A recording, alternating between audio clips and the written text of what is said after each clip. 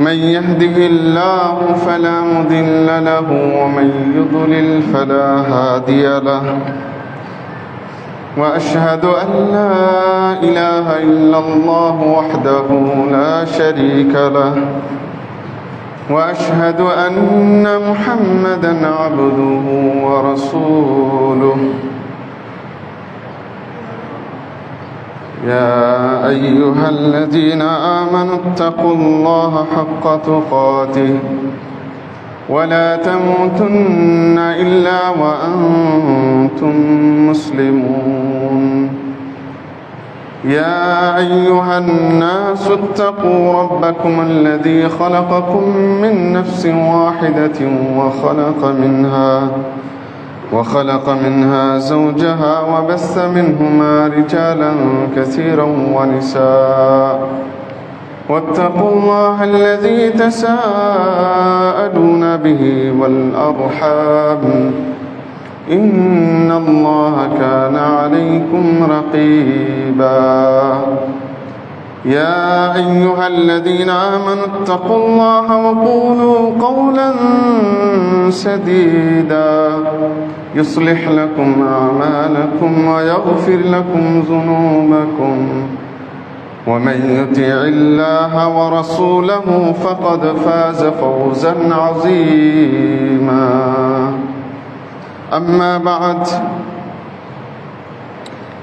أما بعد فإن خير الحديث كتاب الله وخير الهدي هدي محمد صلى الله عليه وسلم وشر الأمور محدثاتها وكل محدثة بدعة وكل بدعة ضلالة وكل ضلالة في النار أعوذ بالله من الشيطان الرجيم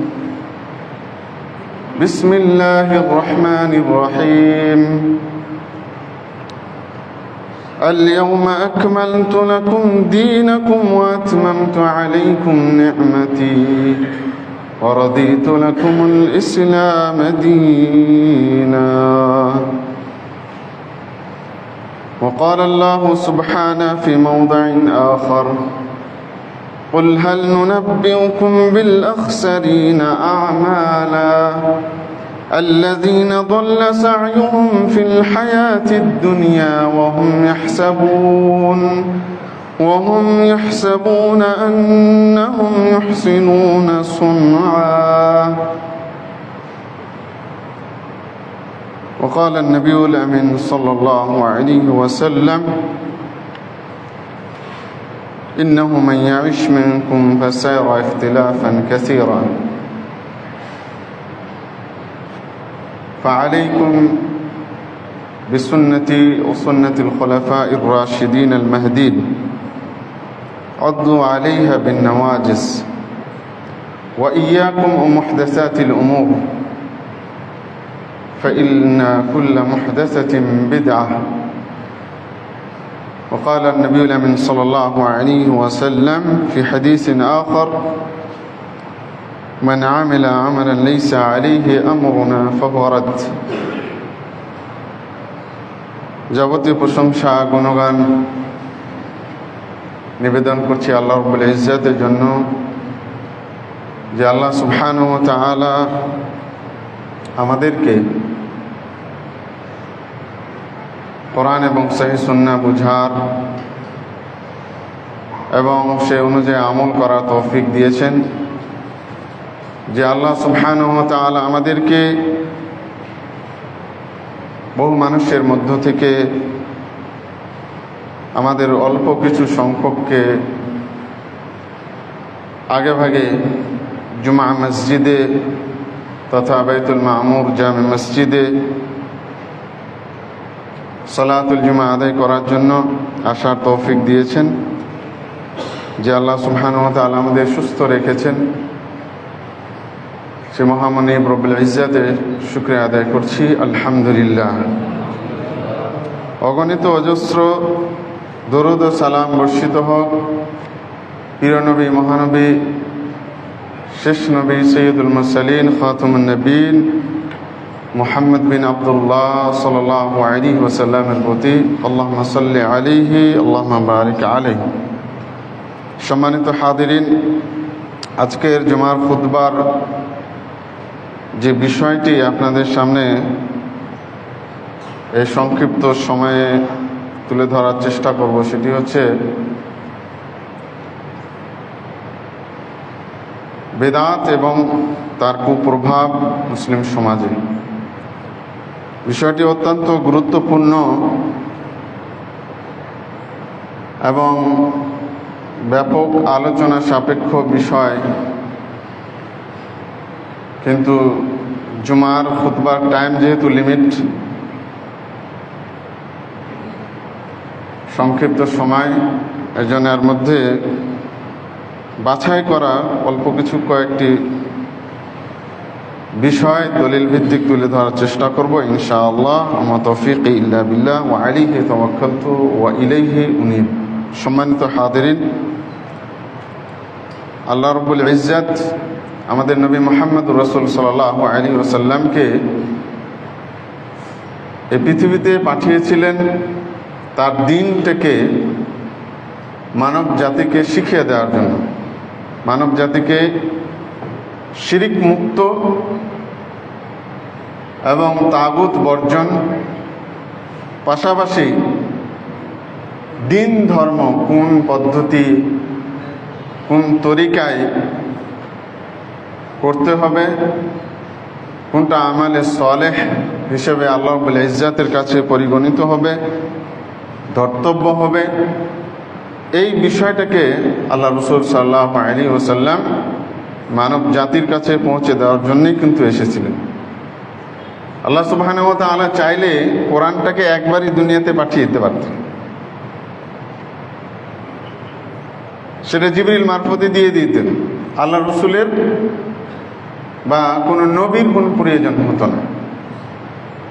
কিন্তু আল্লাহ সুবহানাহু ওয়া তাআলা কোরআনের বাস্তবিক আমল প্র্যাকটিক্যালে দেখিয়ে দেওয়ার জন্য, কিভাবে আদায় করতে হবে, ইবাদত করতে হবে, আমল করতে হবে, এই পদ্ধতি এই তরিকাটাকে পরিপূর্ণভাবে শিখিয়ে দেওয়ার জন্য নবী মুহাম্মদুর রাসূল সাল্লাল্লাহু আলাইহি ওয়াসাল্লামের আগমন হয়েছে। আর এই দায়িত্ব পালনে নবী সাল্লাল্লাহু আলাইহি ওয়াসাল্লাম কোনো ধরনের খামতি করেননি, কমতি করেননি, ঘাটতি করেননি, কিছু কম করে যাননি, বরং পরিপূর্ণভাবে আল্লাহ তাআলা যে দিন, মনোনীত দিন ইসলাম, এটার সম্পূর্ণ রূপরেখা, তরিকা, পদ্ধতি আমাদের নিকটে আল্লাহ রাসূল সাল্লাল্লাহু আলাইহি ওয়াসাল্লাম পৌঁছিয়ে গেছেন। এবং আল্লাহ রাব্বুল ইজ্জত সূরা মাইদা এর প্রমাণ হিসেবে বলে দিয়েছেন, আল ইয়াউমা আকমালতু লাকুম দীনাকুম, আজকের দিনে তোমাদের জন্য, অর্থাৎ মানব জাতির জন্য, দীনাকুম তোমাদের দ্বীনকে পরিপূর্ণ করে দিলাম, ওয়া আতমামতু আলাইকুম নি'মাতি, আর আমি সম্পূর্ণ করে দিলাম তোমাদের জন্য আমার নিয়ামতকে। তাহলে দ্বীনকে আল্লাহ তাআলা বলছেন পরিপূর্ণ, ইকমাল, কামেল। একটা মানুষ যখন পরিপূর্ণ মুমিন হয়, সব দিক থেকে যার কোনো ঘাটতি থাকে না, সমস্ত হারাম থেকে বেঁচে থাকে, আল্লাহ রাব্বুল ইজ্জতের যাবতীয় হারামকে বর্জন করে চলে, তার ফরজিয়তকে আদায় করে, তার হালালকে মেনে চলে, তখন ওই ব্যক্তিকে বলা হয় মুমিন। এই ধরনের কোয়ালিটি সম্পন্ন মুমিন ব্যক্তিকে বলা হয় কামেল মুমিন, অর্থাৎ পরিপূর্ণ, যার কোনো আর কম নাই। তা আমাদের দ্বীনটাকে আল্লাহ রাব্বুল ইজ্জত এই শব্দটা ব্যবহার করেছেন যে আমি পরিপূর্ণ করে দিয়েছি। আর কোরআনুল কারীমের মধ্যে যতগুলো আয়াত আল্লাহ নবী সাল্লাল্লাহু আলাইহি সাল্লামের জীবদ্দশার একবারে শেষ দিকে নাজিল হয়েছিল, তার মধ্যে এটি একটি আয়াত।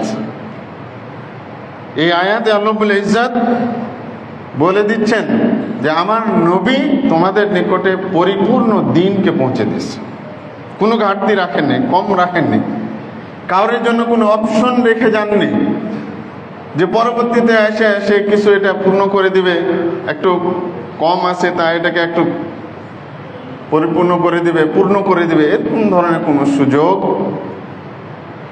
আল্লাহ রাব্বুল ইজ্জত তার নবীর মাধ্যমে রেখে যান।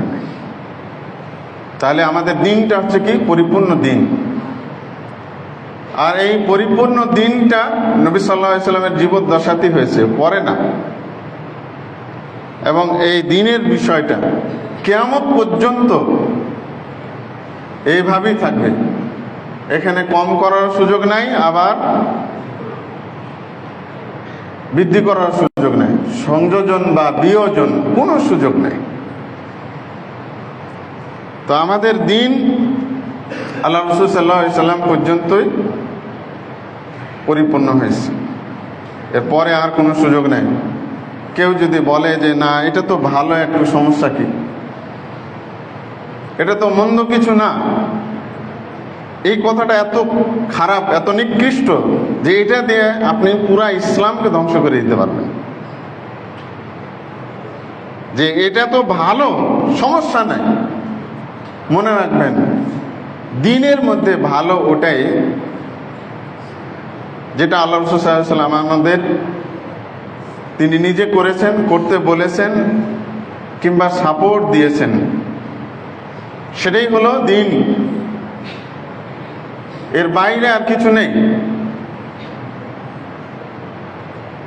এই দিনের ঘাটতির জন্য আল্লাহ রসুলের পরে যদি কারোর দরকার হতো তাহলে তিনি ছিলেন ওমর রাদিয়াল্লাহু আনহু, কিংবা পৃথিবীর শ্রেষ্ঠ ব্যক্তি আল্লাহ রসুলের পরে আবু বকর রাদিয়াল্লাহু আনহু। কিন্তু আর কোন ব্যক্তি এটাকে, ওনাদের যেহেতু সুযোগ নাই, তাহলে আর কোন ব্যক্তি থাকে, আর কোন বুজুর্গানে দিন, আর কোন ইমামের, আর কোনো আল্লাহওয়ালা কারোর আর কোনো বেল নাই। কেউ যদি বলে যে না এটা তো ভালো, সমস্যা কি, তাহলে ও হচ্ছে হয় মূর্খ, না হয়েছে ইসলামের দুশ্মন, নবী সাল্লাল্লাহু আলাইহি সাল্লামের দুশ্মন। আমাদের ইসলামটা দুইটা সাক্ষ্যর মাধ্যমে পরিপূর্ণ। একটা হচ্ছে আশহাদু আল্লা ইলাহা ইল্লাল্লাহ ওয়া আশহাদু আন্না মুহাম্মাদার রাসূলুল্লাহ, এই দুইটা সাক্ষ্য দিয়ে পরিপূর্ণ হয়ে গেছে। আপনি যখন আশহাদু আল্লা ইলাহা ইল্লাল্লাহ বললেন, তখন আল্লাহ রাব্বুল ইজ্জত ছাড়া পৃথিবীতে আর কারোরই ইবাদত চলবে না, আর কোনো মাবুদ নেই, আর কোনো ইলাহ নেই। পক্ষান্তরে ওয়া আশহাদু আন্না মুহাম্মাদার রাসূলুল্লাহ, এটা যখন বললেন তখন আল্লাহ নবী মুহাম্মদ ছাড়া এই ইসলামকে আর কেউ জাস্টিফাই করতে পারবে না, আর কেউ বৃদ্ধি, সংযোজন, বিয়োজন করতে পারবে না। এটার নাম হলো সাক্ষ্য, এটা পরিপূর্ণ, এখানে আর কোনো সুযোগ নাই। কেউ যদি লা ইলাহা ইল্লাল্লাহর সাক্ষ্য দেয়, পাশাপাশি মূর্তি পূজা করে কিংবা মাজারের পূজা করে, দরগারের পূজা করে, তাহলে ওর কালেমা লা ইলাহা ইল্লাল্লাহ টিকে না, বাতিল।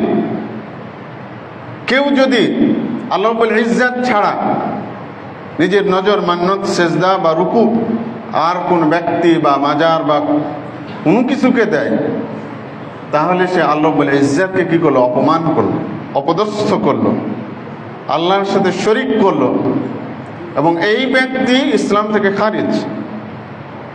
যদি এটা হয়, আমরা এই অংশটা অনেকে বুঝি, পরের অংশটা বুঝি না। আর কেমনে বলবো যে আমরা বুঝি? কারণ আমাদের এই ভারত উপমহাদেশে এই লা ইলাহা ইল্লাল্লাহকে একটা মানে তামাশার একটা বাক্য বানিয়ে ফেলেছে। এই লা ইলাহা ইল্লাল্লাহর কি মর্ম, কি এর কি উদ্দেশ্য, এটা মক্কার কাফেররা, আবু জাহাল, উতবা, শাইবা, ওয়ালিদ বিন মুগীরা যেভাবে বুঝতো, আমরা মুসলমানরা ওটা বুঝি না, ওইভাবে আমরা বুঝি না।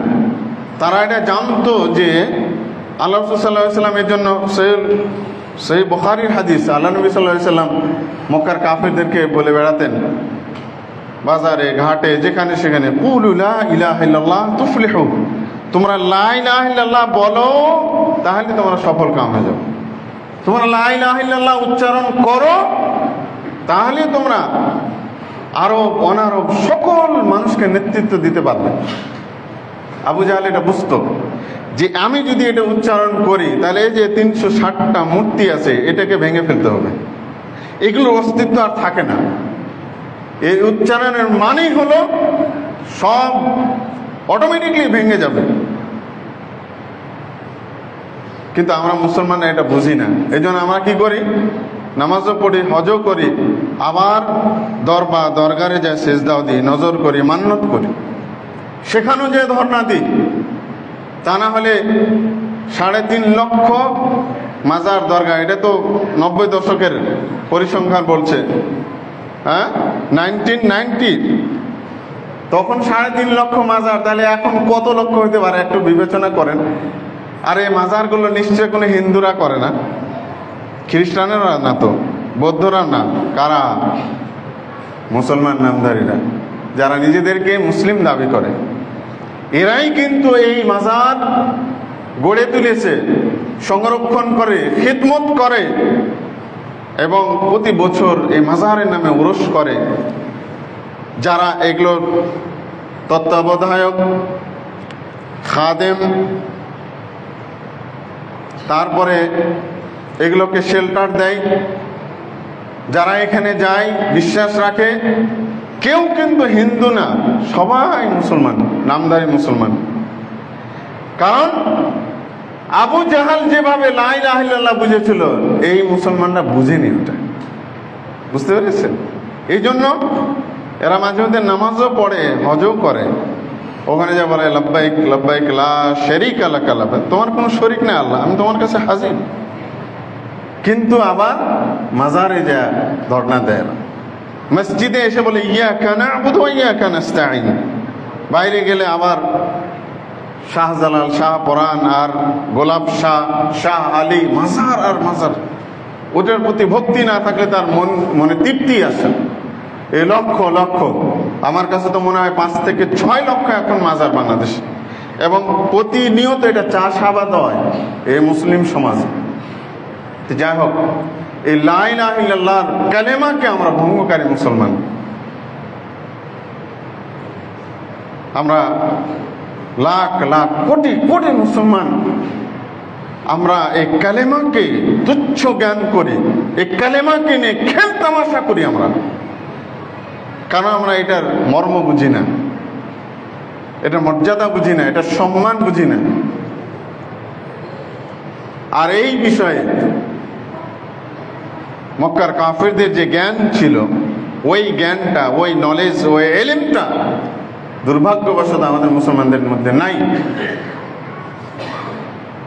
তো এটা হচ্ছে আমরা কি কালেমাতুশ শাহাদার প্রথম অংশকে ভঙ্গকারী মুসলমান, যার দ্বারা আমরা প্রতিনিয়ত আল্লাহ রাব্বুল ইজ্জতকে অপমান করি, অপদস্থ করি।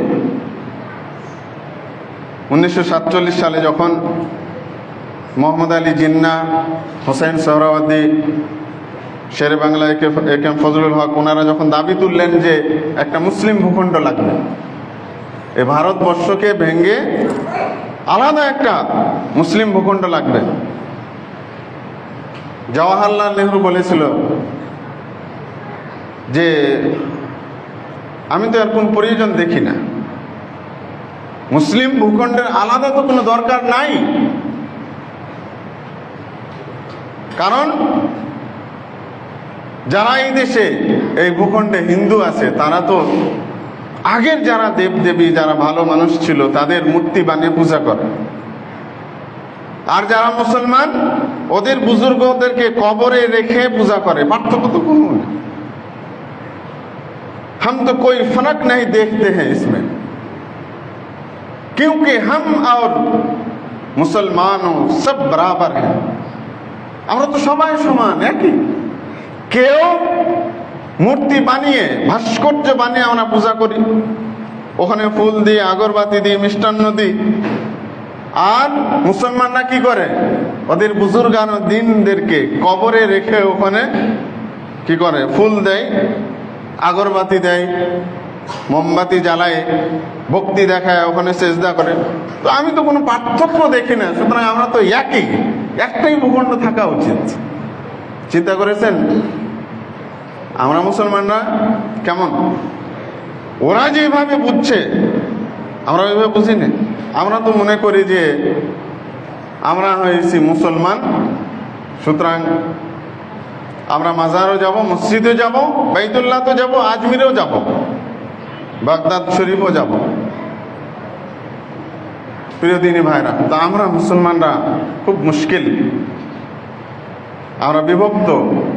কেউ তো হয়তো মুশরিক, কেউ তো হয়তো বেদাতি, আর কেউ হয়তো মুশরিক আর বেদাতি দুটাই নিয়ে আমি বসে আছি আর মনে করছি যে আমি পাক্কা মুসলমান। প্রিয় দিনী ভাইরা, সূরাতুল কাহফের আয়াত দেখুন, আল্লাহ রাব্বুল ইজ্জত কি বলছেন? ফামান কানা ইয়ারজু লিকা রাব্বিহি ফালইয়ামাল আমালান সালিহা ওয়া লা ইউশরিক বিইবাদাতি রাব্বিহি আহাদা।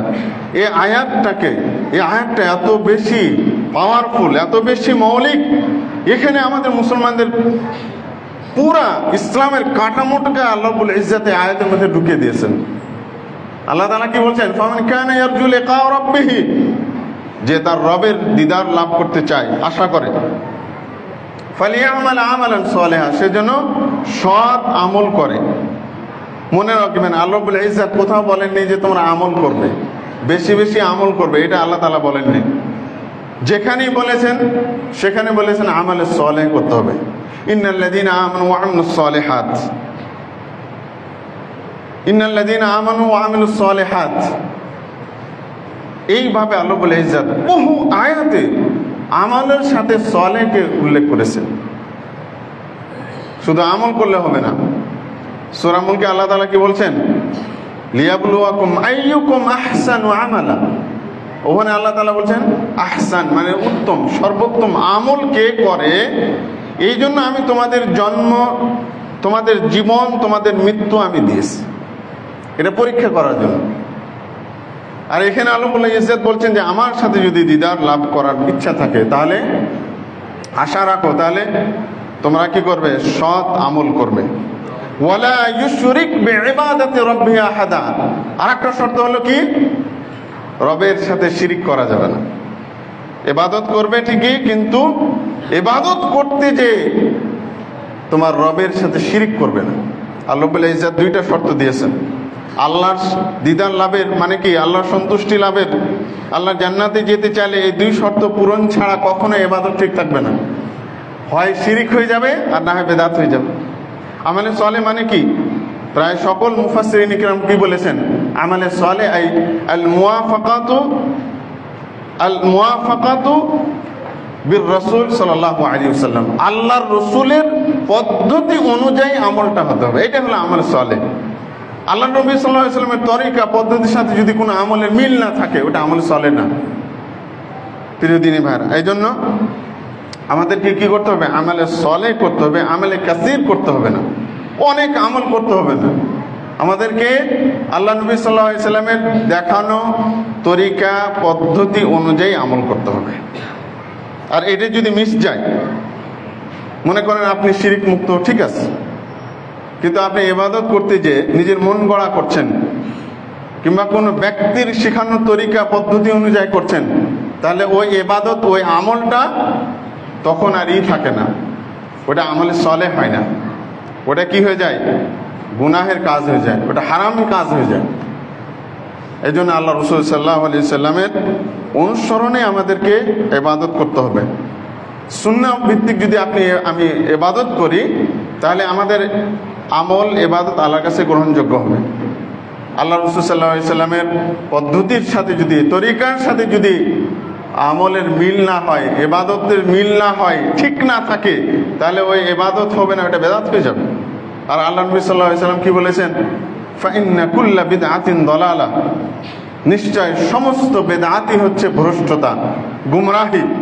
ওয়া কুল্লা দালালাতিন ফিন্নার, আর সমস্ত ভ্রষ্টতার শেষ পরিণতি হচ্ছে জাহান্নাম।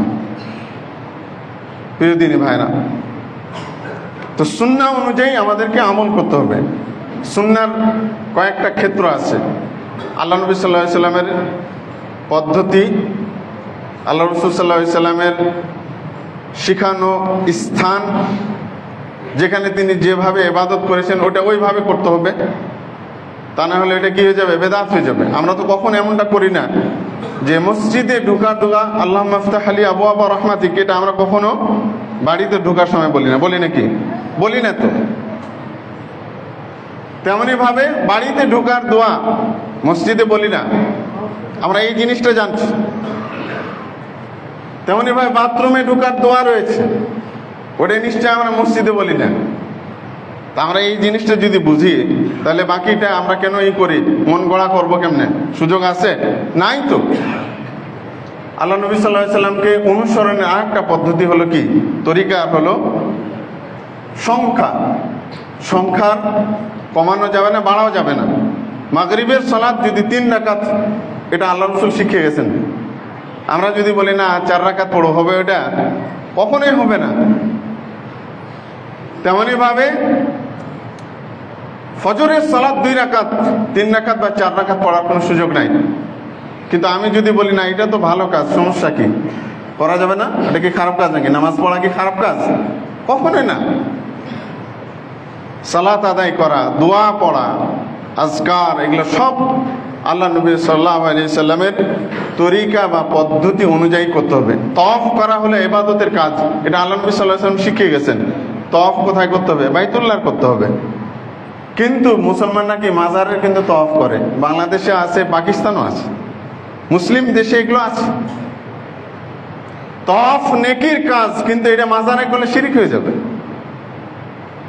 তেমনি ভাবে সময়, আল্লাহ রাসূল সাল্লাল্লাহু আলাইহি সাল্লাম হজ আদায় করেছেন জিলহজ মাসের কত তারিখে? 8 তারিখ, 8 তারিখ, 9 তারিখ, এই সময়গুলো হলো হজ আদায়ের। কেউ যদি বলেন আমি একটু আগেই করে নি, 2 দিন আগেই, হজ হবে? এটা হলো আল্লাহ রাসূল সাল্লাল্লাহু আলাইহি সাল্লামের পদ্ধতি, তরিকা, এটাকে অনুসরণ করতে হবে, এর বাইরে যাওয়া যাবে।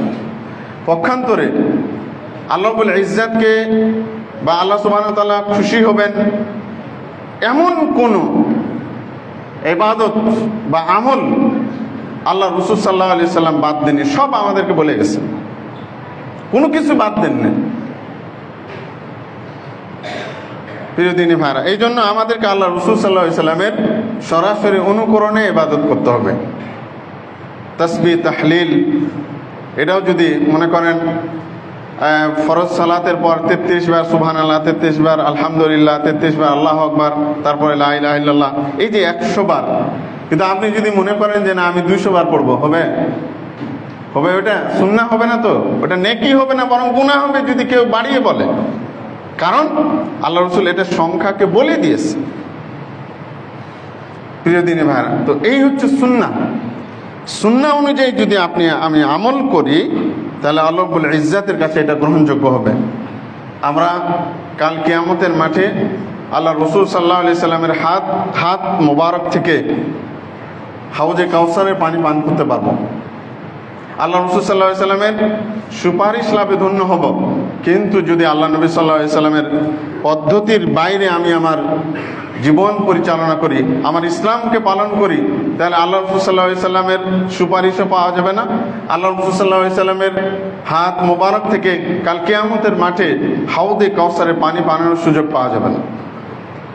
এই জন্য আমাদেরকে অবশ্যই আল্লাহ রাসূল সাল্লাল্লাহু আলাইহি সাল্লামের পদ্ধতি অনুযায়ী যে কোনো ইবাদত হোক, আমল হোক, সেটাকে আল্লাহ রাসূলের শিখানো তরিকা অনুযায়ী আদায় করতে হবে। এটাই হলো সুন্নাহ। আল্লাহ রাসূল সাল্লাল্লাহু আলাইহি সাল্লাম একদিন সাহাবীদেরকে নিয়ে মসজিদে নববীতে বক্তব্য দিচ্ছে। বক্তব্যটা ছিল আল্লাহ নবীর খুব হৃদয়গ্রাহী। আল্লাহ নবীর সবই বক্তব্য হৃদয় স্পর্শকারী বক্তব্য ছিল। কিন্তু আল্লাহ নবী সাল্লাল্লাহু আলাইহি সাল্লাম একদিন ওয়াজ করছেন, ইরবাদ বিন সারি রাদিয়াল্লাহু আনহু বলছেন যে ওয়াজটা শুনে আমাদের অবস্থা হলো ওয়াজিলাত মিনহাল কুলুব ওয়া যারাফাত মিনহাল উয়ুন, আমাদের হৃদয়গুলো বিগলিত হতে লাগলো, ভয়ে ভীত সন্ত্রস্ত হয়ে গেল আমাদের হৃদয়, মনটা। ওয়া যারাফাত মিনহাল উয়ুন, এই বক্তব্যের এত মর্ম ছিল যার ফলে আমাদের প্রত্যেকেরই চোখের অশ্রু ঝরতে লাগলো। আল্লাহ রাসূলকে জিজ্ঞেস করা হলো, আল্লাহ রাসূল আপনার এই বক্তব্য কান্নাহু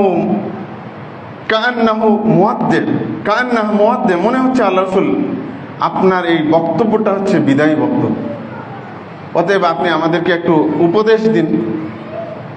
আল্লাহ রাসূল সাল্লাল্লাহু আলাইহি সাল্লাম তখন সাহাবীদেরকে উপদেশ দিচ্ছেন কি, ইন্নাহু মান ইয়াইশ মিনকুম ফাসায়ারা ইখতিলাফান কাসীরা, তোমাদের মধ্যে যারা দীর্ঘায়ু লাভ করবে দেখতে পাবে যে এই ইসলামের মধ্যে নানান ধরনের মতভেদ, ইখতিলাফ শুরু হয়ে গেছে। তোমরা তখন কি করবে? ফাআলাইকুম বিসুন্নতি, তোমরা আমার সুন্নাতকে আঁকড়ে ধরবে, এদিক ওদিক না। কে বললো, কোন বুজুর্গ বললো, আর কোন পরেশগার ইমাম বললো, এদিক ওদিক না। তোমরা আমার সুন্নাতকে আঁকড়ে ধরবে। ওয়াসুন্নাতুল খুলাফায়ে রাশিদিন আল মাহদিন, সুপথ প্রাপ্ত খলিফাদের সুন্নাহকে তোমরা আঁকড়ে ধরবে। আদ্দু আলাইহা বিন নওয়াজিজ, এই সুন্নাহ এমন মজবুত ভাবে ধরবে যেমন আমরা একটা শক্ত হাড্ডি চিবানোর জন্য নিশ্চয় সামনে দাঁত দিয়ে চিবাই না, আমরা কি করি? চাবলের দাঁত দিয়ে কিন্তু চিবাই। আল্লাহ রাসূল সাল্লাল্লাহু আলাইহি ওয়াসাল্লাম বলছেন বিন নওয়াজিজ, চাবলের দাঁতকে বলা হয় নওয়াজিজ। আল্লাহ নবী বলছেন এরকম মজবুত করে তোমরা আমার সুন্নাতকে ধরবে, আমার পদ্ধতিকে, আমার তরিকাকে তোমরা আঁকড়ে ধরবে, যাতে করে তোমাদের কাছ থেকে ছুটে না যায়। ছুটে গেলেই ওই যে বিভ্রান্তির মধ্যে পড়ে যাবে, পথভ্রষ্ট হয়ে যাবে, পথ হারিয়ে ফেলবে। তোমরা এই জন্য মজবুত করে আমার সুন্নাহকে আঁকড়ে ধরবে। পাশাপাশি ওয়া ইয়াকুম মুহদাসাতিল উমুর, তোমরা এই দ্বীনের মধ্যে নতুন আবির্ভাব, দ্বীনের মধ্যে, ধর্মের মধ্যে নতুন কিছু আবিষ্কার যা হবে এটা থেকে বেঁচে থাকবে। ফাইন্না কুল্লা মুহদাসাতিন বিদআ, কেননা এই ধর্মের ভিতরে, দ্বীনের ভিতরে নতুন আবিষ্কার যেটাই হোক না কেন, যেই পদ্ধতি হোক না কেন, যে তরিকাতেই হোক না কেন, সেটাই হচ্ছে গুমরাহি, পথভ্রষ্টতা। আল্লাহ নবী সাল্লাল্লাহু আলাইহি ওয়াসাল্লাম আমাদেরকে এভাবে উপদেশ দিয়ে গেছেন, নসিহা করে গেছেন। সুতরাং আমাদের আর কোনো গন্তব্য আছে? আমরা আর কোনো চিন্তা করতে পারি আল্লাহ নবীর সুন্নাত ছাড়া অন্য কিছু? কখনো নয়। প্রিয় দিনী ভাইরা, আমরা যখনই আল্লাহ রাসূল সাল্লাল্লাহু আলাইহি সাল্লামের হাদিস থেকে, অর্থাৎ সহিহ হাদিস, সহিহ সুন্নাহ থেকে যখনই মুখ ফিরিয়ে নিব, অটোমেটিকলি ইবলিস আমাদের সামনে উপস্থিত করবে ওই বুজুর্গানে দিনদের দোহাই দিয়ে, যে এটা ধরো, এটা ভালো, সমস্যা কি, এটা সবাই মিলে করছো, একটা আনন্দের মধ্যে সবাই সমস্যারে করছো। ইবলিস আমাদেরকে নানানভাবে প্ররোচিত করবে। প্রিয় দিনী ভাইরা, এই জন্য আমাদেরকে আল্লাহ রাসূল সাল্লাল্লাহু আলাইহি সাল্লামের সুন্নাহকে আঁকড়ে ধরতে হবে। এই জন্য আল্লাহ রাব্বুল ইজ্জাত সূরা হাশরে বলছেন, ওমা আতাকুমুর রাসূলু ফাখুযুহু ওয়া মা নাহাকুম আনহু ফান্তাহু, তোমাদের রাসূল তোমাদেরকে যেটা দেন সেটা তোমরা গ্রহণ করো। ওয়া মা নাহাকুম আনহু ফান্তাহু, যেটা থেকে নিষেধ করেন এর থেকে তোমরা বিরত থাকো। তো রাসূল ছাড়া আর কেউ আমাদেরকে অনুকরণীয় বিষয় দিতে পারে না, ওটা গ্রহণযোগ্য হতে পারে না। আল্লাহ রাব্বুল ইজ্জাত বলছেন, ইয়া আইয়ুহাল্লাযীনা আমানু আতিউল্লাহ ওয়া আতিউর রাসূল, হে ঈমানদারগণ তোমরা আল্লাহর আনুগত্য করো এবং রাসূলের আনুগত্য করো। ওয়ালা তুবতিলু আমালাকুম, এবং তোমাদের আমলগুলোকে আল্লাহ এবং রাসূলের আনুগত্যের বাইরে যে তোমরা বাতিল করে দিও না। তাহলে আল্লাহ রাসূলের তরিকার বাইরে গেলে কি হয়ে যাবে? যে কোনো আমল, সেটা দোয়া হোক, আজকার হোক, সালাত হোক, কিংবা অন্য কোনো পদ্ধতিতে হোক, ওটা বাতিল হয়ে যাবে, ওটা বাতিল। আল্লাহ বলে ইজ্জত এটাই বলছেন, এর বাইরে যাওয়ার কোনো সুযোগ নাই। আল্লাহ তাআলা অন্য আয়াতে বলছেন, লাআল্লাকুম তাহতাদুন, যদি তোমরা তোমাদের রাসূলের আনুগত্য করো তাহলে তোমরা হেদায়েত পাবে, গুমরাহ থেকে বাঁচতে পারবে, হেদায়েত পাবে। আল্লাহ সুবহানাহু ওয়া তাআলা এইভাবে আমাদেরকে বারবার তাকাদা দিয়েছেন। আর আল্লাহ রাসূল সাল্লাল্লাহু আলাইহি সাল্লাম এটা জানতেন। আল্লাহ রাব্বুল ইজ্জাত আল্লাহ রাসূলকে ওহী মারফত জানিয়ে দিয়েছিলেন যে আপনার পরে দ্বীনের মধ্যে নানান ধরনের বিভ্রান্তি তৈরি হবে, এই দ্বীনের নাম করে বহু কিছু তৈরি হবে, অতএব আপনি সতর্ক করুন। এই জন্য আল্লাহ রাসূল সাল্লাল্লাহু আলাইহি সাল্লাম যখনই খুতবা দিতেন, বক্তব্য দিতেন, তখন তিনি এই কথাগুলো বলতেন। কি বলতেন? ফাইন্না খাইরাল হাদিসি কিতাবুল্লাহ ওয়া খাইরাল হাদি হাদি মুহাম্মাদিন সাল্লাল্লাহু আলাইহি সাল্লাম, সর্বোত্তম কিতাব হলো আল্লাহর, আর সর্বোত্তম হেদায়েত হলো অর্থাৎ তরিকা পদ্ধতি হলো মুহাম্মদ সাল্লাল্লাহু আলাইহি সাল্লাম। ওয়া শাররাল উমুরি মুহদাসাতুহা, এবং নিকৃষ্ট শাররাল উমুর, নিকৃষ্ট বিষয় হলো কি দ্বীনের মধ্যে নতুন কিছু আবিষ্কার করা। এটা আল্লাহ রাসূল সাল্লাল্লাহু আলাইহি সাল্লামকে আল্লাহ রাব্বুল ইজ্জত ওহী মারফত জানিয়েছিলেন, এই জন্য উম্মাহকে বারবার সতর্ক করতেন, যখনই বক্তব্য দিতেন তখনই বলতেন শাররাল উমুরি মুহদাসাতুহা ওয়া কুল্লু মুহদাসাতিন বিদআ, কেননা দ্বীনের মধ্যে নতুন আবিষ্কার বিষয়টা হলো কি বেদাত।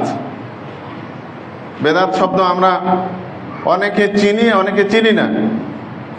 কয়দিন আগে আমাদের বাংলাদেশের সেনাপ্রধান একটা কথা বলছেন না, হ্যাঁ, আর্মি ইন্টারন্যাশনাল স্কুল উদ্বোধন করতে যে উনি কি বলেছেন, যে বেদাতে ছেয়ে গেছে।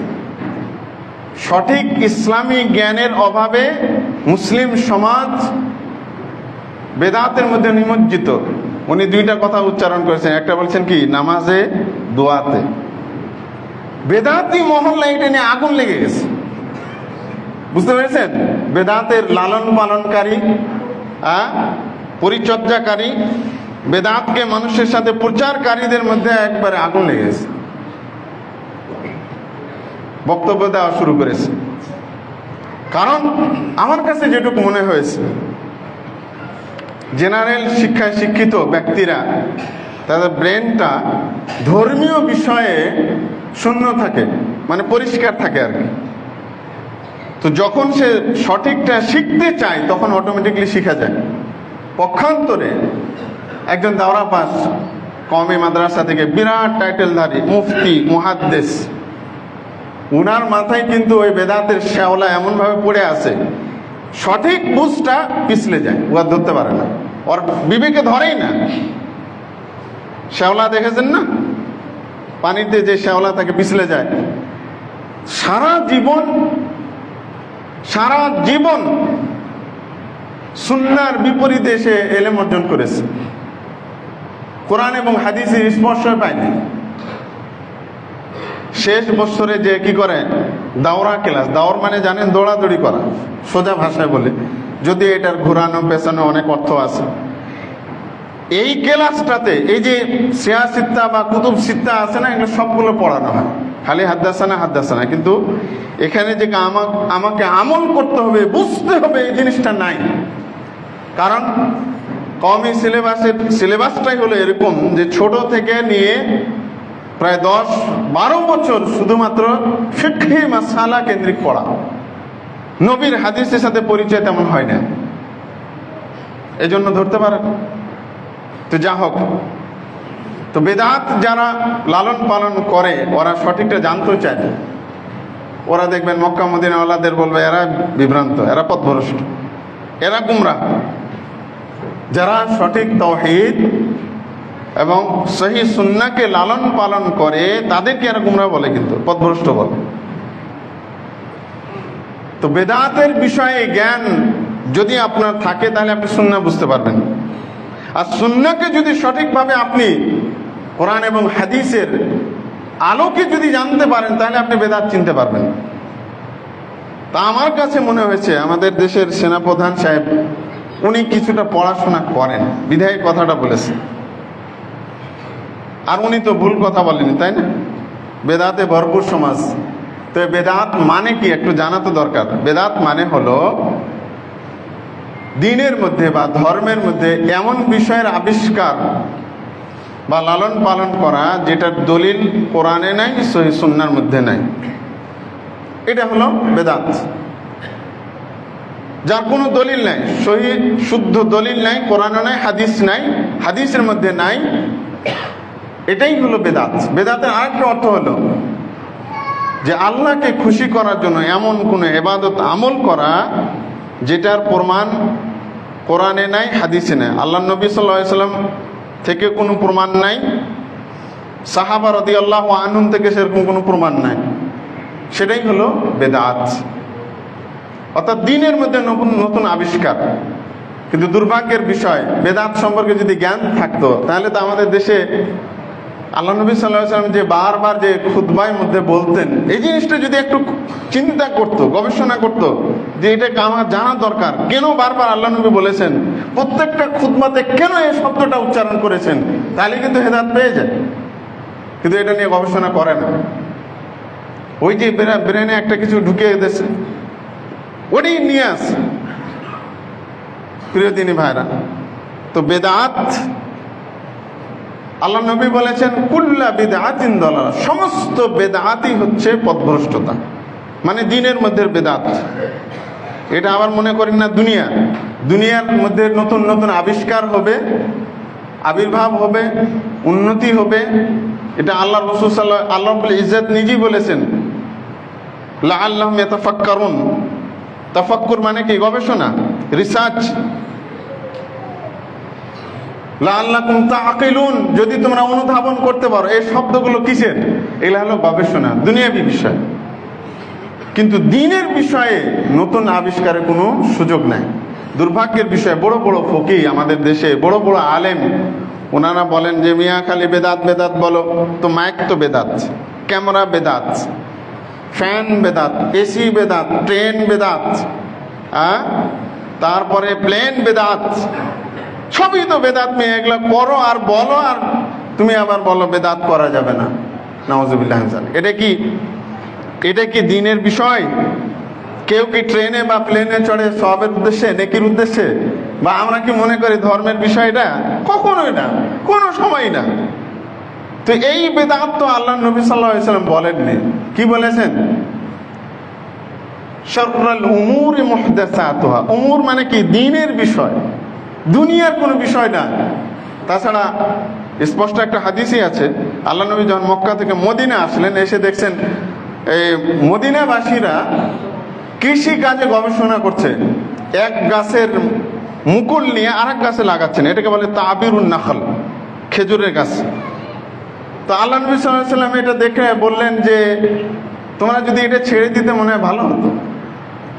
সাহাবীরা এটা বাদ দিয়ে দিলেন, কারণ আল্লাহ নবী যা বলতেন সেটা তারা মেনে নিত, সাথে সাথে। কোনো কোশ্চেন ছিল না, প্রশ্ন ছিল না, যুক্তি ছিল না, ডাইরেক্ট। তা আল্লাহ নবী বললেন যে না করলে মনে হয় ভালো হয়, বাদ দিয়ে দিলেন। পরের বছর এসে সাহাবীরা বললো যে আল্লাহ রাসূল, আপনি না করেছেন বিধায় আমরা করিনি, যার ফলে আমাদের কি হয়েছে? ফলন কম হয়েছে। বুঝে গেছে? আল্লাহ নবী সাল্লাল্লাহু আলাইহি ওয়াসাল্লাম তখন কি বললেন? আল্লাহ নবী বললেন যে আমি হলাম একজন মানুষ, আমি একজন মানুষ, সাধারণ মানুষ। দুনিয়ার জ্ঞানের বিষয়ে আমার সীমিত জ্ঞান। এটা তোমরাই ভালো বুঝো আমার চাইতে। আমি মুহাম্মাদের চাইতে দুনিয়ার বিষয়টা, পার্থিব বিষয়টা তোমরা বেশি জানো। বুঝতে পেরেছেন? এর মানে কি? কৃষি কাজে বা দুনিয়ার যে কোনো কাজে আপনি যত গবেষণা করবেন, যত আপনি রিসার্চ করবেন, উন্নতি করবেন, ডেভেলপ করবেন, সব কিছুই আল্লাহ নবী সাল্লাল্লাহু আলাইহি সাল্লাম এটাকে উৎসাহিত করেছে। কথাটা বুঝেছেন? এ কথা কিন্তু স্পষ্ট। এই যে কৃষি, আমরা এক সময় যারা কৃষক মুরব্বীরা আছেন, একটা সময় 1 বিঘা জমিতে কি পরিমাণ ধান হতো, আর এখন কত হয় চিন্তা করেছেন? তখন মানুষ ছিল মাত্র কয়েক কোটি, তাই মানুষ এই দেশে না খেয়ে মরতো। আর এখন তো হয় না। এই জন্য এটা গবেষণা চলবে, উন্নতি হবে, কোনো সমস্যা নেই। এটা ইসলাম উদ্বুদ্ধ করেছে, আল্লাহ নবী নিজে উদ্বুদ্ধ করেছেন। তো এটা দুনিয়ার বিষয়। তাহলে দুনিয়ার বিষয়ে আপনি যদি রকেটে চড়ে যান, সমস্যা কি? সে যুগে গাধা ছিল, খচ্চর ছিল, এখন উন্নতি হচ্ছে, হতেই থাকবে। এখানে কোনো ইসলাম বাধা দেয়নি। এই যে প্রযুক্তি দেখতে পাচ্ছেন, ঘরে বসে আপনি কথা বলছেন হাজার হাজার কিলোমিটার, এটাও আল্লাহ কিংবা আল্লাহ রাসূল সাল্লাল্লাহু আলাইহি ওয়াসাল্লাম বাধা দেননি, উদ্বুদ্ধ করেছেন।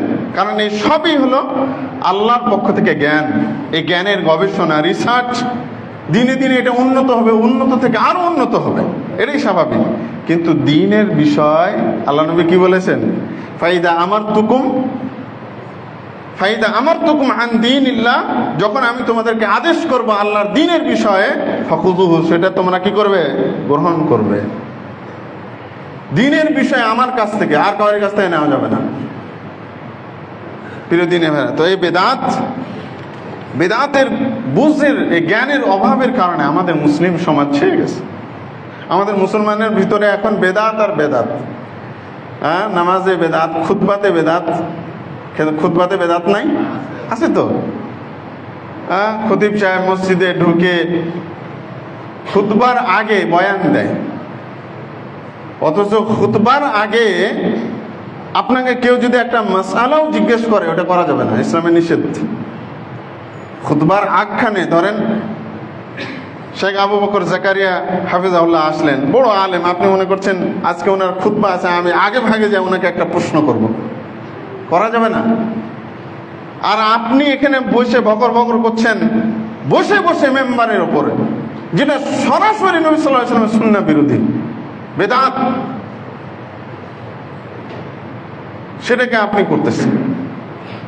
তো আমরা কি করেছি, বেদাতটাকে আমাদের সহনীয় করে নিয়েছি, মানে আমাদের পরিবেশ সমাজে এটাকে মিক্স করে দিয়েছে একবারে। এর কোনো বিষয় না। সালাতে বেদাত, নিয়ত বেদাত না। তারপরে জায়নামাজ পরিষ্কারের দোয়া করে না আমাদের মুসলমানরা। তো দিনকে না বোঝার কারণে দেখেন এভাবে একটার পর একটা হতেই থাকবে, কিয়ামত পর্যন্ত এভাবে চলবে। আরো কত বেদাতের আবিষ্কার হবে তার ঠিক না, প্রিয় দিনী ভাইরা।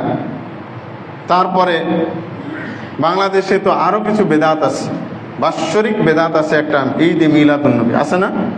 এটা কারা করে? হিন্দুরা পালন করে, মুসলমানরা করে ঈদে মিলাদুন্নবী।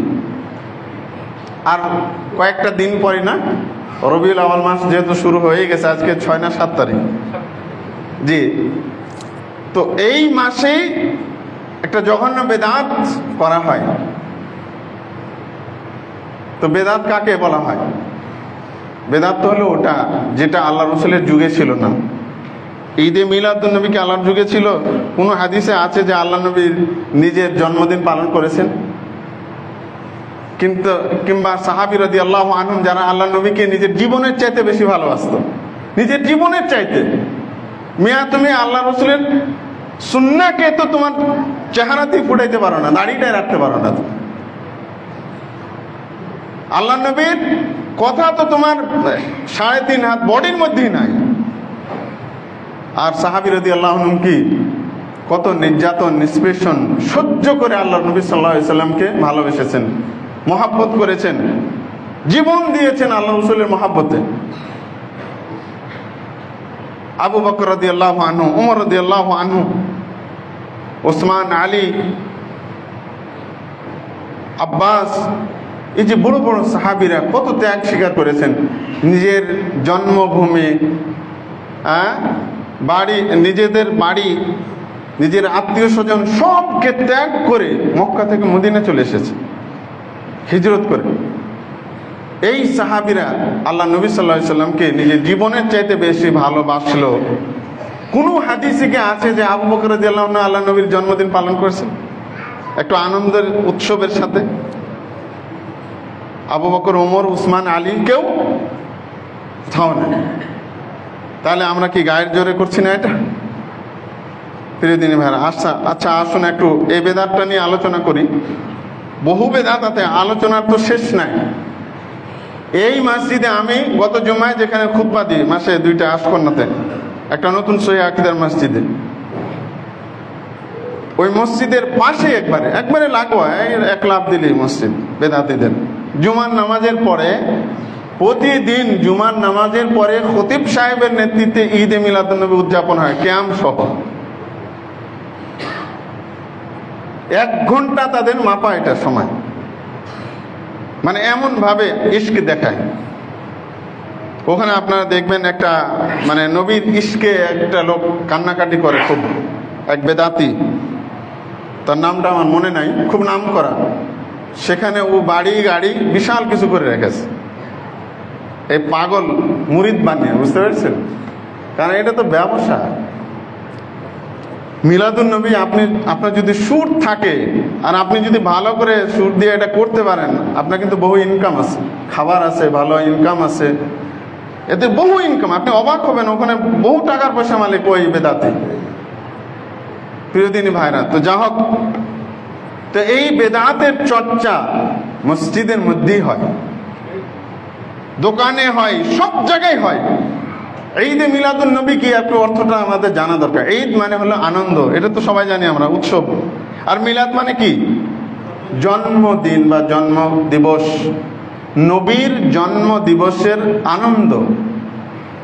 এটা আমাদের মুসলিম সমাজে এখন ছড়িয়ে পড়েছে, যার অস্তিত্ব আল্লাহ নবীর ঘোষিত শ্রেষ্ঠ কোনো যুগে ছিল না।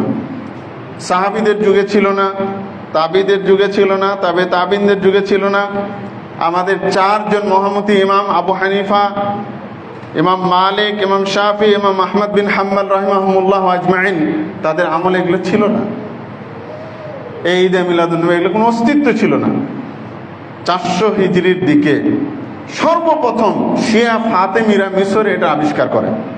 শিয়া ফাতেমি বুঝেন, ফাতেমা রাদিয়াল্লাহু আনহার ভক্তকুল দাবি করে এরা মানুষকে বোকা বানাইতো, এই শিয়ারা। এদেরকে আবার ওবুদিও বলা হয়। এরা প্রথম আবিষ্কার করে। এরা 5 জনের নামে মিলাদ করত। মুহাম্মদ সাল্লাল্লাহু আলাইহি সাল্লাম, আলী, ফাতেমা, হাসান, হুসাইন, এই 5 জনের নামে প্রথম মিলাদের আবিষ্কার, এবং খুব জমজমাটভাবে এটা আদায় করত। পরবর্তীতে সুন্নি মুসলমানদের ভিতরে প্রচলন করে প্রায় আরো 200 বছর পর, 600 হিজরির দিকে, 604 বা 625 হিজরির দিকে ইরাকের আরবিল নামক জায়গার ওখানকার যে গভর্নর ছিল মুজাফফর কুকুবুরি, সে এটা আবিষ্কার করে। অর্থাৎ আল্লাহ নবীর মৃত্যুর প্রায় 600 বছর পরে এই ঈদে মিলাদুন নামক জঘন্য বেদাতের আবির্ভাব। তাহলে এটা ইসলাম হয় কেমনে আপনি বলেন? খুবই মুশকিল। তো এই বেদাত এভাবে ধীরে ধীরে সমাজে ছড়িয়ে পড়েছে। প্রিয়দিনী ভাইরা, এই ঈদে মিলাদুন নবী, যেটা আল্লাহ নবী নিজের জন্মদিন পালন করেননি, সাহাবী রাদিয়াল্লাহু আনহু করেননি, তাবিরা করেননি, ওটা কেমন করে ইবাদত হয়? ওটা কেমন করে আল্লাহর নৈকট্য হাসিলের জিনিস হতে পারে? এটা বেদাত। আল্লাহ নবী সাল্লাল্লাহু আলাইহি সাল্লামের সাহাবীরা আল্লাহ রসুলের তরিকা পদ্ধতিটাকে খুব ভালোবাসতেন, আঁকড়ে ধরতেন। কিন্তু আল্লাহ নবী কবে জন্মেছেন, কোন দিনে জন্মেছেন, এটা হাদিসে পাওয়া যায়। এটা আল্লাহ নবী নিজেই বলেছেন সেই হাদিসের মধ্যে। কিন্তু কত তারিখে জন্মেছেন, কোন মাসে, এটা পাওয়া যায় না। কোনো তারিখ পাওয়া যায় না, কোনো মাসের মধ্যে নির্দিষ্টভাবে পাওয়া যায় না। হস্তি বাহিনীর যখন আক্রমণ করে ওই বছরে, এটাকে আগে যেহেতু কোনো সন ছিল না, ক্যালেন্ডার ছিল না, তো বিশেষ কোনো ঘটনাকে কেন্দ্র করে বছরকে স্মরণ করা হতো। তো সেই হিসেবে ঐতিহাসিকবিদগণ আল্লাহ নবীর জন্ম তারিখ সম্পর্কে অনেকগুলো মত দিয়েছেন। কে বলেছেন মুহররমে, কে বলেছেন সফরে, কে বলেছেন রবিউল আওয়ালে। তবে রবিউল আওয়ালে, আবার কেউ বলেছেন রমজান মাসে আল্লাহ নবীর জন্ম। মানে হাদিসে যেহেতু নাই, সাহাবীরা এটাকে কোনো গুরুত্বই দেননি। সাহাবীরা গুরুত্ব দিয়েছেন নবীর সুন্নাতকে, পদ্ধতিকে, তরিকাকে।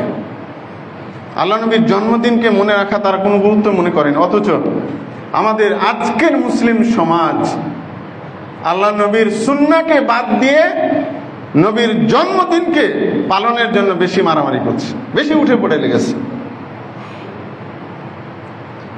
প্রিয় দিনী ভাইরা, এই ঈদে মিলাদুন নামক বেদাত ইসলামের নতুন আবিষ্কার।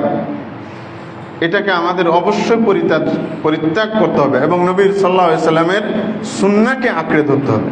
আপনি যদি আল্লাহ রসুলকে খুব ভালোবাসেন, মহব্বত করেন, তাহলে প্রত্যেক সোমবার সিয়াম রাখেন। সিয়াম রাখে নাকি না? আল্লাহ নবী সোমবারে সিয়াম রাখতেন। সাহাবীরা জিজ্ঞেস করলেন, আল্লাহ নবী আপনি তো কোনোদিন কোনো সোমবার আপনি সিয়াম ত্যাগ করেন না কেন, প্রতি সোমবারে রাখেন? আল্লাহ নবী বলছেন উলিদতু ফিহি, আমি সোমবারের দিন জন্মগ্রহণ করেছি, এই জন্য আমি সিয়ামটা রাখি। তা আপনি যদি এত মহাব্বত করতে চান, আল্লাহ রসুলকে ভালোবাসেন বলে পরিচয় দেন, তাহলে সিয়াম রাখেন। আপনি কি করেন? ঈদে মিলাদুন নবীর দিন, হ্যাঁ, এবং প্রতি সপ্তাহে, বাৎসরিক না, প্রতি সপ্তাহে আপনি সোমবার সিয়াম রাখেন। কিন্তু আপনি কি করেন? বৎসরে একদিন 12 রবিউল আউয়াল, যেই ডেটটা সম্পর্কে, তারিখটা সম্পর্কে সফিউর রহমান মুবারকপুরি রহমতুল্লাহ আলাই ওনার বিখ্যাত হাদিস গ্রন্থ, ইতিহাস গ্রন্থ আর রাহিকুল মাখতুমে উনি উল্লেখ করেছেন যে আল্লাহ নবীর গবেষণা করে যেটা দেখা যাচ্ছে যে 9 রবিউল আউয়াল হলো আল্লাহ নবীর জন্মদিন। আর মোটামুটিভাবে ইতিহাসবিদগণ একমত হয়েছেন যে আল্লাহ নবী মৃত্যুবরণ করেছেন 12 রবিউল আউয়ালে। তো আল্লাহ নবীর জন্মদিন মনে করে আপনি তার মৃত্যু দিনে আনন্দ উৎসব করছেন কিসের ভিত্তিতে? এটা কি আল্লাহ নবীর সাথে ভালোবাসা হলো না দুশ্মনী হলো বলেন তো? দুশ্মনী। কারোর মৃত্যুতে আনন্দ প্রকাশ করা মানে কি? ওটা তো দুশ্মনী। আপনি জশ্নে জুলুস বের করে আপনি বিশাল মহড়া দিচ্ছেন যে আপনি নবীকে মহব্বত করেন, এটা সব মিথ্যা। এবার কি বলেছে জানেন? জশ্নে জুলুস করবে 50 লক্ষ বেদাতিকে নিয়ে, এবার ঘোষণা দিয়েছে। কিন্তু চিন্তা করতে পারছেন, তারা আল্লাহ নবীর সুন্নাহকে প্রচারের জন্য কোনো উদ্যোগ নেয় না, কোনো উদ্যোগ নেয় না, কিন্তু বেদাতকে এস্টাবলিশ করার জন্য, মুসলিম সমাজে প্রচারের জন্য তারা যে উদ্যোগ গ্রহণ করে, লাখ লাখ টাকা খরচ, আপনি কল্পনা করতে পারবেন না। আর এক বেদাতি আসে, ধার করে নিয়ে আসে কোত্থেকে? পাকিস্তান থেকে। সে নাকি আওলাদে নবী। হ্যাঁ, এটা তো জানেন নাকি? চট্টগ্রামে কিন্তু বেদাত আর শিরকের আড্ডাখানা, ওখানে নিয়ে আসে প্রতি বছর। এই বেদাতির সে আওলাদে রাসূল না আওলাদে কুকুর, আল্লাহই ভালো জানে। আওলাদে রাসূলের অভাব নাই, কিন্তু মক্কা মদিনা আছে না, যারা আছেন সৌদি আরবে, কেউ কি পরিচয় দেয় যে আমি আওলাদে রাসূল? আল্লাহু আকবার। তাদের মধ্যে তাকওয়া, তাদের মধ্যে ইসলামের প্রতি ভালোবাসাটাই হলো বড় বিষয়। তারা কখনো নবীর আওলাদ বলে, সন্তান বলে পরিচয় দেয় না, কেউ না। অথচ ওখানে ভুরি ভুরি আছে। অথচ আমাদের বাংলাদেশে আওলাদে রাসূল পাওয়া যায়। লক্ষ্মীপুরে মনে হয় একটা আওলাদে রাসূল আছে, পাকিস্তানে আছে, এখানে আছে, সেখানে আছে, কিন্তু নবীর দেশে আওলাদে রাসূল খুঁজে পাওয়া যাবে। তাহলে বুঝতে হবে এগুলা কি made in Jinjira, made in Awlad, এগুলো সব জিঞ্জিরা, বাউতাবাজি, ধোকাবাজি, মানুষকে ধোকা দিয়ে বোকা বানানো হলো কাজে। প্রিয় দিনী ভাইরা, তো এই ঈদে মিলাদুন্নবী অনেকগুলো কারণে হারাম। শুধু বেদাত বললে ভুল হবে, হারাম এটা। কারণ এগুলোতে অনেক কিছু আসে যার কোনো অস্তিত্ব কোরআনেও নেই, হাদিসও নেই। তারা কিছু আয়াত বানিয়ে বলে যার কোনো তাফসীর নাই, নিজেরা বানিয়ে বলে। প্রিয় দিন ভাই, কিছু কারণ হলো এটা বেদাত এবং হারাম হওয়ার কারণ হলো, এক নাম্বার যে এটা হলো দ্বীনের মধ্যে, আল্লাহ নবীর ধর্মের মধ্যে নতুন আবির্ভাব। যেই আমলটা এই ঈদে মিলাদুন্নবী, এটা একটা আমল না? আমল তো এটা আল্লাহ রসুল নিজে করেননি, সাহাবীরা করেননি, তো কেমন করে এটা আমল হতে পারে? বিশুদ্ধ আমল হতে পারে বা দ্বীনের বিষয় হতে পারে? এটা বেদাত, এটা পরিত্যাজ্য বিষয়। আল্লাহ রাসূল সাল্লাল্লাহু আলাইহি ওয়াসাল্লাম বলছেন, মান আমিলা আমালান লাইসা আলাইহি আমরুনা ফাহুয়া রাদ। যে এমন আমল করলো যেটার ব্যাপারে আমার কোনো নির্দেশনা নেই, সেটা প্রত্যাখ্যাত, আল্লাহর কাছে এটা গ্রহণযোগ্য হবে না। বরং এই ইবাদতের লালন পালনকারী, প্রচারকারীরা জাহান্নামী হবে আল্লাহ রাসূলের কথা অনুযায়ী। প্রিয় দিনী ভাইরা, তারপরে কথা হলো যে এটা অনেকটা ইহুদি খ্রিস্টানদের সাথে মিলে যায়। খ্রিস্টানরা ক্রিসমাস ডে পালন করে না? 25শে ডিসেম্বর বড় দিন। কিসের এটা বলেন তো? এটা ঈসা আলাইহিস সালাতু ওয়াস সালামের জন্মদিন পালন করে। তো ওদের সাথে সাদৃশ্য এটা, যেটা ইসলাম নিষেধ করেছে। আল্লাহ নবী বলেছেন, মান তাশাব্বাহা বিকওমিন ফাহুয়া মিনহুম। যে অন্য জাতির সাথে সাদৃশ্য করে সে তাদেরই অন্তর্ভুক্ত। তো আপনি কেমন করে এটা পালন করতে পারেন? আচ্ছা, যদি ঈদে মিলাদুন্নবী, আরেকটা কারণ হলো ঈদে মিলাদুন্নবী বেদাত এবং হারাম। যদি ঈদ হয় তাহলে এখানে কয় রাকাত নামাজ পড়া হয় বলেন তো? ঈদে নামাজ আছে না? ঈদুল ফিতরও আছে, ঈদুল আজহাতেও নামাজ আছে। তো ঈদে মিলাদুন্নবী যদি বড় ঈদ হয়ে থাকে তাহলে এখানে কয় রাকাত নামাজ আছে? নাই তো। এগুলো হলো সবই প্রতারণা, ইসলামের সাথে ধোঁকাবাজি এবং বেদাত। প্রিয় দিনী ভাইরা, এখানে মুসলমানদের ঈদ হলো দুইটা, একটা হলো ঈদুল ফিতর, ঈদুল আজহা, আর একটা সাপ্তাহিক ঈদ, সেটা হলো জুমার দিন। এই তিনটা ঈদ, এই ছাড়া আর কোনো ঈদ ইসলামে নাই। যারা বলে, দাবি করে, এরা কুফরি বিশ্বাসের সাথে জড়িত। আল্লাহ যেন আমাদের হেফাজত করেন। প্রিয় দিনী ভাইরা, এটা হচ্ছে প্রবৃত্তির পূজারী। যারা এই বেদাতে জড়িত তারা হলো প্রবৃত্তির পূজারী, আর প্রবৃত্তির পূজারীরা হলো জাহান্নামে। মনে রাখবেন, শেষ কথা, নবী সাল্লাল্লাহু আলাইহি সাল্লামকে মহাব্বত করতে হবে, এটা ফরজ। আল্লাহ রসুলের মহাব্বত ছাড়া কোনো ইবাদত আল্লাহর কাছে কবুল হবে না, মুসলমানই হওয়া যাবে না। প্রথমত আল্লাহ নবী সাল্লাল্লাহু আলাইহি সাল্লামের জাতকে মহাব্বত করতে হবে। তাকে কেউ গালি দিলে, তাকে মন্দ বললে, তাকে কোনোভাবে সহ্য করা যাবে না।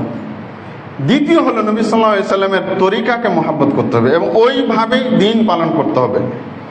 যদি আমি এটা করি এবং নবী সাল্লাল্লাহু আলাইহি সাল্লামকে যদি মহাব্বত করতেই চাই, অবশ্যই করতে হবে। করতে চাই বলতে কি, অবশ্যই করতে হবে। নবীকে মহাব্বত করা প্রত্যেকটা মুসলমানের ওপর ফরজে আইন। এই ছাড়া কোনো ব্যক্তি মুসলিমই হতে পারবে না। আল্লাহ রসুলের মহাব্বতের এত বেশি দাম, এত বেশি পাওয়ার, এটা ছাড়া মুসলিম থাকাই যাবে না। প্রিয় দিনী ভাইরা, আল্লাহ রসুলের সুন্নাহকেই বর্তমান যুগে মহাব্বত করতে হবে, খুব বেশি করে গুরুত্ব দিতে হবে। আল্লাহ রসুলের সুন্নাহকে, আল্লাহ রসুলের তরিকাকে, এটাই হলো মহাব্বতের মেন পথ। আল্লাহ তাআলা বলছেন, কুল ইন কুনতুম তুহিব্বুনা আল্লাহ ফাত্তাবিউনি ইউহিব্বুকুমুল্লাহ। হে নবী, আপনি বলে দিন, যদি তোমরা আল্লাহকে ভালোবাসতে চাও তাহলে আমি নবী মুহাম্মাদের অনুসরণ করো, ইত্তেবা করো, তাহলে তোমরা আল্লাহর মহাব্বত পাবে, এছাড়া পাবে না।